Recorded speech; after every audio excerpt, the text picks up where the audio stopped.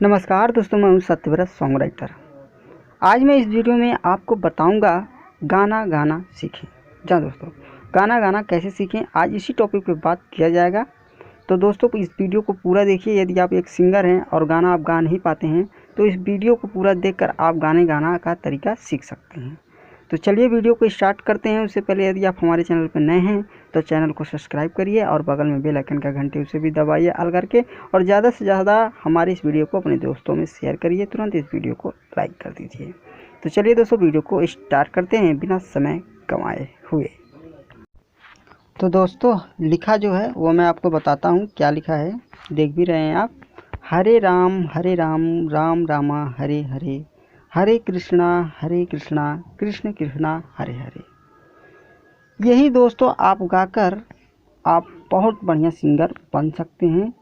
बस इतना सा ही जो लाइन है, इतना सा ही आप दोहरा कर गाइएगा हमेशा, तो आप बिल्कुल बढ़िया गाने लगेंगे। वो किस प्रकार से आपको गाना है वो तरीके मैं आपको बता दे रहा हूँ। 3 तरह से आपको इसका प्रैक्टिस करना है। स्लो से स्लो में करना है, फास्ट से फास्ट करना है, मीडियम से मीडियम भी करना है। जी दोस्तों, यानी स्लो मीडियम फास्ट, आपको 3 तरह से इसको मतलब दोहराना है, गाना है। अब किस प्रकार से गाना है मैं भी आपको गाकर बता दे रहा हूँ। उसी प्रकार से आप प्रैक्टिस करिएगा और दिन में आप 30 मिनट अपना मतलब समय दे सकते हैं इसको दोहराने के लिए। तो चाहे दिन में कोई भी टाइम आप करिए, कोई भी दिक्कत नहीं है, चाहे सवेरे चाहे दोपहर चाहे शाम, कोई भी परेशानी नहीं है। और चलिए मैं अब आपको बताता हूँ किस प्रकार से आपको प्रैक्टिस करना है। देखिए पहले आपको कहना है स्लो में, हरे राम राम राम हरे हरे, हरे कृष्णा कृष्ण कृष्णा हरे हरे। ये हो गया स्लो। तो दोस्तों आपको स्लो में जितना हो सके, इससे भी ज़्यादा स्लो में आप कर सकते हैं, थोड़ा सा ऊपर उठा के भी स्लो गा सकते हैं प्रैक्टिस करने के लिए, ठीक है। अब चलिए मीडियम में बताते हैं कैसे करना है। हरे राम राम राम हरे हरे, हरे कृष्णा कृष्ण कृष्णा हरे हरे। तो ये मीडियम में हुआ। आप मीडियम में कई प्रकार से गाया जा सकता है, वो अपने हिसाब से आप कर सकते हैं, ठीक है। अब चलिए मैं फास्ट बताता हूँ पूरा कैसे। हरे राम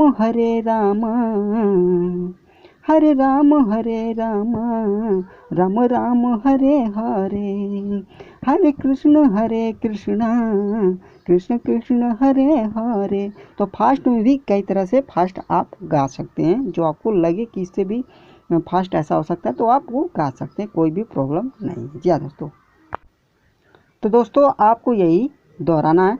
तो आप ऐसा करिए, जैसे मान लीजिए हर गांव में जो हर कीर्तन होता है वहाँ पर जाकर आप जहाँ पर कीर्तन होता है वहाँ पर बैठकर जो लोग कीर्तन करते हैं उनके ग्रुप में बैठकर आप भी मतलब दोहरा सकते हैं। उनके गाने हुए सुने को आप भी मतलब गाइए, प्रैक्टिस करिए, वहाँ भी कर सकते हैं।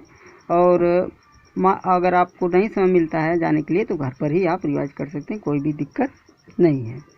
और दोस्तों एक ज़रूरी और बात है कि आपको इसमें क्या करना है कि मतलब जब आपको लगे कि मैं हरे राम और हरे कृष्णा बढ़िया से गा ले रहा हूँ, ठीक है, मीडियम में, स्लो में और फास्ट में भी, तो आपको क्या करना है, किसी गाने पे कॉपी करना है, ठीक। बाद में आपको 30 मिनट तक तो एक दिन में करना ही है, और इसका प्रैक्टिस आपको 1 हफ्ते तक करना है। और जब ये हो जाता है तो आप किसी गाने पे कॉपी करना है। और कैसे कॉपी करना है मैं अभी एक बार आपको बताता हूँ।